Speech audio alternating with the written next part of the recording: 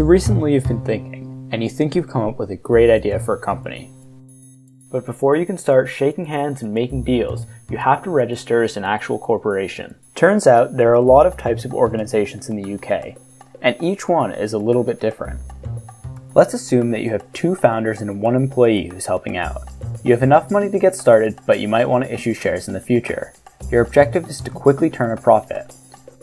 So what legal structure should you utilize? There are a few that we can rule out pretty easily.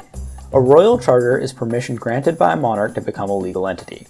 The town of Tain in Scotland, the Bank of England, and the BBC are a few of around 1,000 royal charters that have been issued throughout history.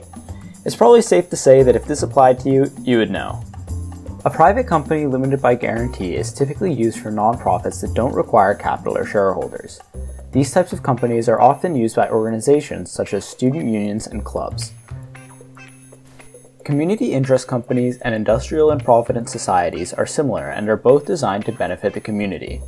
These, along with charitable incorporated organizations, are designed to protect nonprofits by giving them limited liability. Although they often come with tax benefits, they are tightly regulated and not appropriate if your objective is to make money. So before you throw up your hands in frustration, let's take a look at the more relevant organizational structures. The remaining structures can be broken down into 2 classes: partnerships and corporations. Partnerships have the advantage of not paying corporate tax, but are typically funded and owned by their partners and cannot issue shares. Corporations, on the other hand, come in 3 primary varieties: public limited companies, private companies limited by shares, and unlimited companies. Unlimited companies may sound like the best, but they don't provide any protection for the shareholders in the case of insolvency, making them a potentially risky choice. Limited corporations provide much more protection against insolvency. Public limited companies may sell shares to the public, however have stringent disclosure requirements. Private companies limited by shares may only sell shares privately, and on the flip side have relatively light disclosure requirements.